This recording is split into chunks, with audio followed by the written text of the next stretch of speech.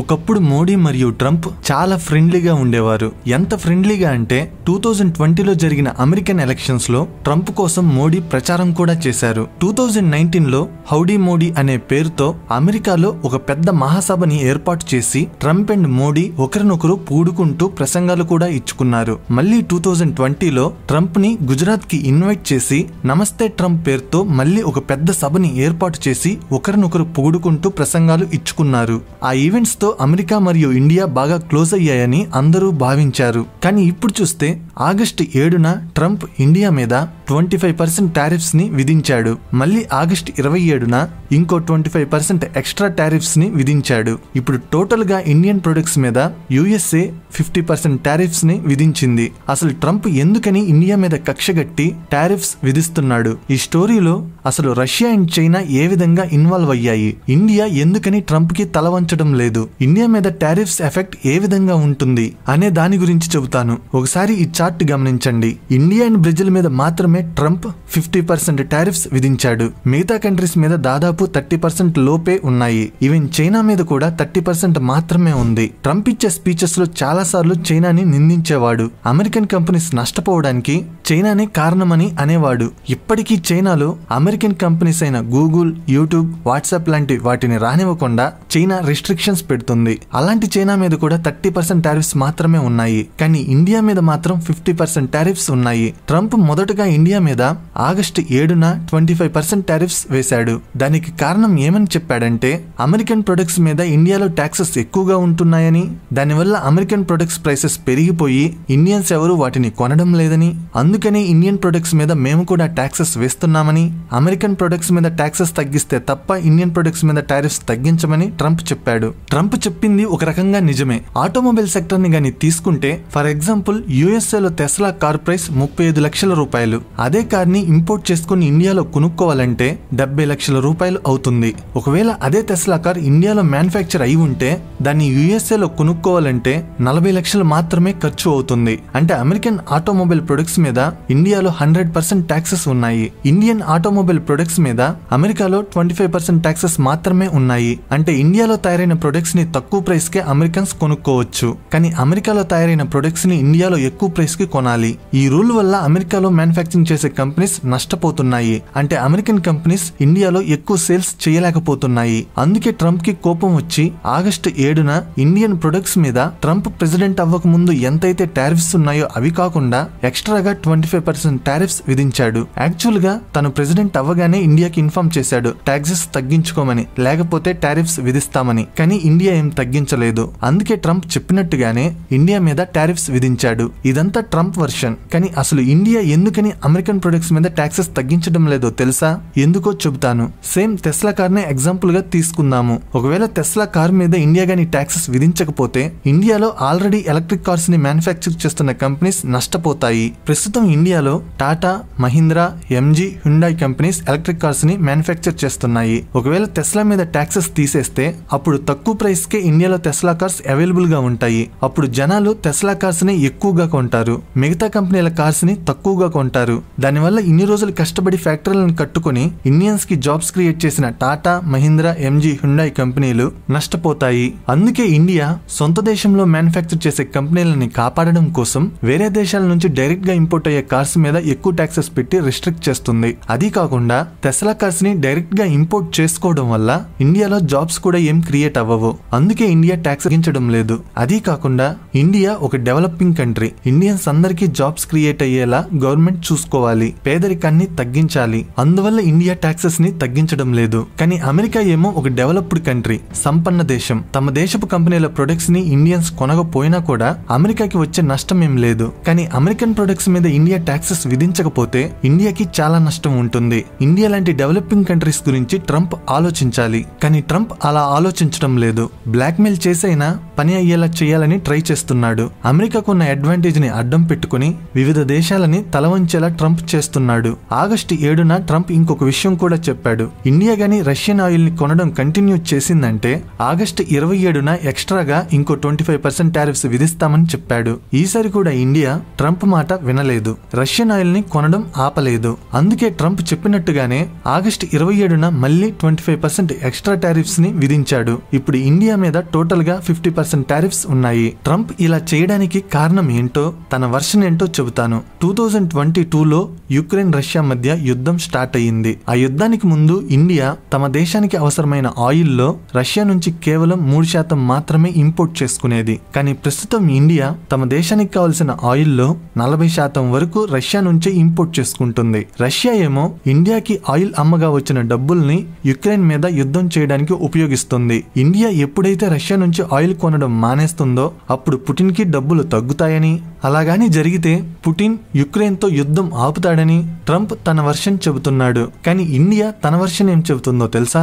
Ukraine యుద్ధం start అయినప్పటి నుంచి ఇండియా రష్యా నుంచి 150 బిలియన్ యూరోస్ విలువైన రష్యన్ ఫ్యూల్ ని కొనింది. కానీ అదే టైంలో చైనా 270 బిలియన్ యూరోస్ విలువైన రష్యన్ ఆయిల్ ని కొనింది. అంటే ఇండియా కన్నా 120 బిలియన్ యూరోస్ ఎక్కువ. European union countries 200 billion euros విలువైన రష్యన్ ఫ్యూల్ ని కొన్నాయి. అంటే ఇండియా కన్నా 50 బిలియన్ యూరోస్ ఎక్కువ. ఈవెన్ టర్కీ కూడా 110 బిలియన్ యూరోస్ విలువైన రష్యన్ ఫ్యూల్ ని కొనింది. అయినా కూడా ఆ కంట్రీస్ అన్నిటిని వదిలేసి ట్రంప్ కేవలం ఇండియా మీద మాత్రమే టారిఫ్స్ విధించాడు. ట్రంప్ అలా చేయడానికి ఇంకొక కారణం ఉండవచ్చు. అదేంటంటే ఆపరేషన్ సింధూర్ అప్పుడు ట్రంప్ ఏమని చెప్పాడంటే తాను ఇండియాకి పాకిస్తాన్ కి ఫోన్ చేసి తానే వాటి మధ్య యుద్ధం ఆపినట్టు అనౌన్స్ చేశాడు. కానీ ఇండియా ఏమో అసలు మాకు ట్రంప్ నుంచి ఎలాంటి కాల్ రాలేదని, పాకిస్తాన్ కోరితేనే యుద్ధం ఆపామని, థర్డ్ కంట్రీ ఇన్వాల్వ్మెంట్ లేదని ట్రంప్ మాటల్ని కౌంటర్ చేసింది. దానివల్లే ఇండియా మీద ట్రంప్ కి కొంచెం కోపం వచ్చి ఉండొచ్చు. అదీ కాకుండా ఈ మధ్య ట్రంప్ ప్రతి కంట్రీకి వెళ్లి అక్కడ ఉన్న లీడర్స్ చేత తనకి నోబెల్ ప్రైజ్ రావాలని వాళ్ళ చేత రికమెండ్ చేయించుకుంటున్నాడు. కానీ ఇండియన్ లీడర్స్ ఎవరు ట్రంప్ కి నోబెల్ ప్రైజ్ ఇవ్వాలని అనడం లేదు. అందుకు కూడా ట్రంప్ కి ఇండియా మీద కోపం ఉండొచ్చు. లేకపోతే చైనాని వదిలేసి ఇండియా మీద మాత్రమే ఎందుకు టారిఫ్స్ విధిస్తాడు? చైనా అయితే శాంక్షన్స్ ఉన్న ఇరాన్ దగ్గర కూడా ఆయిల్ ని కొంటుంది. అయినా కూడా ట్రంప్ చైనాని ఏం చేయడం లేదు. యుక్రెయిన్ యుద్ధం స్టార్ట్ అవ్వక ముందు క్రూడ్ ఆయిల్ ధర $90 పర్ బ్యారెల్ ఉండేది. ఇప్పుడు $65 పర్ బ్యారెల్ ఉంది. ఒకవేళ ఇండియా గాని రష్యన్ ఆయిల్ కొనకపోయింటే ఇప్పుడు క్రూడ్ ఆయిల్ ధర $200 పర్ బ్యారెల్ ఉండేది. అప్పుడు ప్రపంచ దేశాలన్నీ అల్లకల్లోలం అయ్యేవి. ఈవెన్ ఇండియాలో కూడా లీటర్ పెట్రోల్ ధర $300 చేరేది. వస్తువుల ధరలన్నీ బాగా పెరిగిపోయేవి. ఒక్క ఇండియాలోనే కాదు, ప్రపంచమంతా అలానే ఉండేది. ఇండియాలో ఉన్న ఇంతమంది ప్రజలకి తక్కువ ధరకే ఆయిల్ సప్లై చేయాలంటే ఎక్కడ తక్కువ ధరకి ఆయిల్ వస్తుందో అక్కడ కొనుక్కోవాలి. అందుకే ఇండియా రష్యన్ ఆయిల్ ని కొనడం కంటిన్యూ చేస్తుంది. ఈ విధంగా ఇండియన్ వర్షన్ ఉంది. సో ఇండియా మాత్రం ట్రంప్ కి అస్సలు తలవంచడం లేదు. మొదట్లో ట్రంప్ ప్రెసిడెంట్ అవ్వగానే యూరోపియన్ యూనియన్ ని టారిఫ్స్ తో బెదిరించాడు. ఆ కంట్రీస్ ట్రంప్ కి తల వంచాయి. ట్రంప్ అడిగినవి చేశాయి. మిగతా కంట్రీస్ ని కూడా అలానే బెదిరిద్దామని ప్లాన్ చేశాడు. కానీ ఇండియా, చైనా, బ్రెజిల్ మాత్రం అస్సలు తగ్గలేదు. చైనా అయితే ఏకంగా ట్రంప్ ఎంత టారిఫ్స్ వేస్తే తిరిగి అంతే టారిఫ్స్ ని వేసింది. ట్రంప్ మొదట్లో చైనా మీద 10% వేస్తే చైనా కూడా అమెరికా మీద 10% వేసింది. మళ్ళీ ట్రంప్ 34% వేస్తే చైనా కూడా తిరిగి 34% వేసింది. మళ్ళీ ట్రంప్ 84% వేస్తే చైనా కూడా 84% వేసింది. మళ్ళీ ట్రంప్ 125% వేస్తే చైనా కూడా 125% వేసింది. సో చైనా అసలు తగ్గలేదు. ఇక ట్రంప్ చేసేదేమీ లేక తానే తగ్గాడు. టారిఫ్స్ ని 30% కి తగ్గించాడు. ఎందుకంటే చైనా రేర్ ఎర్త్ మినరల్స్ సప్లైని అమెరికాకి ఆపేసింది. ఆ మినరల్స్ లేకపోతే అమెరికా చాలా నష్టపోతుంది. ఎలక్ట్రానిక్ ఎక్విప్మెంట్ ని అమెరికా మ్యానుఫ్యాక్చర్ చేయలేదు. అందుకే ట్రంప్ తగ్గాడు. ఇండియాని కూడా ట్రంప్ టారిఫ్స్ తో బెదిరిస్తున్నాడు. కానీ ఇండియా కూడా తగ్గడం లేదు. ఇండియాకి తెలుసు ఇప్పుడు గాని తగ్గామంటే ప్రతిసారి ట్రంప్ ఎలానే బెదిరిస్తుంటాడు అని. అందుకే ట్రంప్ 4 సార్లు మోడీతో కాల్ మాట్లాడాలని ప్రయత్నించినా కూడా మోడీ రెస్పాండ్ అవ్వలేదు అని రీసెంట్ గా ఒక జర్మన్ న్యూస్ పేపర్ అనౌన్స్ చేసింది. ట్రంప్ చేసే పనుల వల్ల ఇప్పుడు ఇండియా రష్యాకి, చైనాకి ఇంకా దగ్గర అవుతుంది. ఒకప్పుడు అమెరికా ఏమని భావించిందంటే ఏషియాలో చైనా డామినేషన్ ని కంట్రోల్ చేయాలంటే ఇండియాతో ఎక్కువ ఫ్రెండ్షిప్ చేయాలని. కానీ ట్రంప్ వల్ల ఇన్ని రోజులు అమెరికాతో ఇండియాకి పెరిగిన ఫ్రెండ్షిప్ అంతా ఒక్కసారిగా బ్రేక్ అయ్యింది. రీసెంట్ గా ఇండియాకి, చైనాకి మధ్య చర్చలు మొదలయ్యాయి. 5 సంవత్సరాలుగా ఇండియా నుంచి చైనాకి డైరెక్ట్ ఫ్లైట్స్ ఆగిపోయి ఉన్నాయి. అవి ఇప్పుడు మళ్ళీ స్టార్ట్ అయ్యాయి. Even India China border route కూడా తిరిగి స్టార్ట్ చేశారు. చైనీస్ కంపెనీస్ ఎంప్లాయీస్ కి ఇండియన్ వీసాస్ ఇవ్వడం కూడా స్టార్ట్ చేశారు. ట్రంప్ వల్ల మళ్ళీ ఇండియా, చైనా, రష్యా దగ్గర అవుతున్నాయి. సెప్టెంబర్ సెప్టెంబర్ 1న 3 దేశాల leaders Shanghai cooperation organisation SCO summit ని గ్రాండ్ గా కండక్ట్ చేయబోతున్నారు. 7 సంవత్సరాల తర్వాత మోడీ మళ్లీ చైనాకి వెళ్లబోతున్నాడు. ఇక టారిఫ్స్ ఎఫెక్ట్ ఇండియా మీద ఎలా ఉంటుందో డిస్కస్ చేద్దాము. 2024-25 ఫైనాన్షియల్ ఇయర్ లో ఇండియా యుఎస్ఏకి $87 బిలియన్ విలువైన వస్తువుల్ని ఎక్స్పోర్ట్ చేసింది. అందులో మెయిన్ గా ఉన్న వస్తువులు ఏంటంటే బట్టలు, నగలు, రొయ్యలు, మెడిసిన్స్, ఎలక్ట్రానిక్ వస్తువులు. వీటిలో మెడిసిన్స్ మరియు ఎలక్ట్రానిక్ వస్తువుల మీద టారిఫ్స్ ఎగ్జంప్షన్స్ ఉన్నాయి. $87 బిలియన్ ఎక్స్పోర్ట్స్ లో $50 బిలియన్ విలువైన ఎక్స్పోర్ట్స్ మీద టారిఫ్స్ ఎఫెక్ట్ ఉండబోతుంది. రొయ్యల మీద ఉన్న టారిఫ్స్ వల్ల ఆంధ్రప్రదేశ్ మీద ఎఫెక్ట్ ఉంటుంది. బట్టలు, నగల మీద ఉన్న టారిఫ్స్ వల్ల తమిళనాడు, గుజరాత్ మీద ఎఫెక్ట్ ఉంటుంది. కానీ టారిఫ్స్ వల్ల ఎక్కువ ఎఫెక్ట్ ఉండదు. ఎందుకంటే ఇండియా కేవలం యుఎస్ఏని మాత్రమే నమ్ముకుని లేదు. వివిధ దేశాలకి ఇండియా చేసే ఎక్స్పోర్ట్స్ లో 18% ఎక్స్పోర్ట్స్ మాత్రమే యుఎస్ఏకి చేస్తుంది. అందులో 12% ఎక్స్పోర్ట్స్ మీద టారిఫ్స్ ఎఫెక్ట్ ఉంటుంది. ఇండియా మెయిన్ గా యుఎస్ఏకి 18%, యుఏఈకి 8%, నెదర్లాండ్స్ కి 5%, చైనాకి 3% ఎక్స్పోర్ట్ చేస్తుంది. ఇలా చాలా కంట్రీస్ కి ఎక్స్పోర్ట్ చేస్తుంది. అంటే ఒకే కంట్రీ మీద డిపెండ్ అయ్యేం లేదు. అందువల్ల టారిఫ్స్ ఎఫెక్ట్ అనేది ఇండియా అంతా అల్లకల్లలో అయిపోయేలా ఏం ఉండదు. సో ఇప్పుడు టారిఫ్స్ ఎఫెక్ట్ ఉన్న 12% ఎక్స్పోర్ట్స్ ని మిగతా దేశాలకి డైవర్ట్ చేసే పనిలో ఇండియా ఉంది.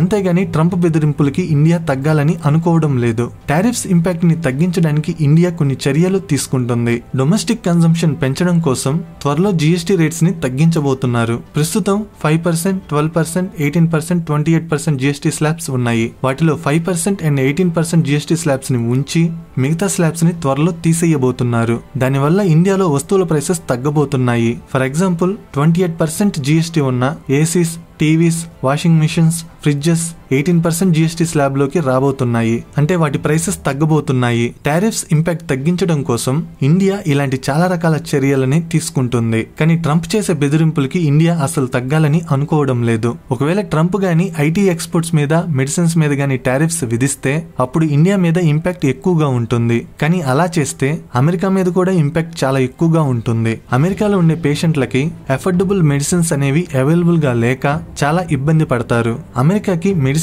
ని ఇండియా లాగా తక్కువ ప్రైసెస్ కి సప్లై చేసే కంట్రీ ఇంకోటి లేదు. ఐటీ ఎక్స్పోర్ట్స్ కూడా అంతే. ఇండియా లాగా తక్కువ ప్రైసెస్ కి క్వాలిటీ సాఫ్ట్వేర్ సర్వీసెస్ ని ప్రొవైడ్ చేసే కంట్రీ ఇంకోటి లేదు. అందుకే ఈ 2 సెక్టర్స్ ని ట్రంప్ టచ్ చేయడం లేదు. ట్రంప్ ఇలా ఎన్ని రోజులు టారిఫ్స్ తో ప్రపంచ దేశాలను బెదిరిస్తాడో వెయిట్ చేయాలి. ఇండియా ప్రస్తుతానికి యుఎస్ఏ మీద చైనా లాగా రిటాలియేటరీ టారిఫ్స్ ఏమీ విధించడం లేదు. కానీ ట్రంప్ ఇలానే బెదిరింపులు కంటిన్యూ చేస్తే ఇండియా కూడా చైనా లాగా రిటాలియేటరీ టారిఫ్స్ విధించడానికి వెనుకాడదు. నా ఎక్స్ప్లెనేషన్ నచ్చితే వీడియోని లైక్ చేసి షేర్ చేయండి. ఇలాంటి ఇంట్రెస్టింగ్ వీడియోస్ కోసం ఛానల్ ని సబ్స్క్రైబ్ చేయండి. వీడియో పెట్టగానే నోటిఫికేషన్ రావాలంటే సబ్స్క్రైబ్ చేయగానే పక్కనే ఒక బెల్ ఐకాన్ కనబడుతుంది. దాని మీద క్లిక్ చేయండి. Thank you.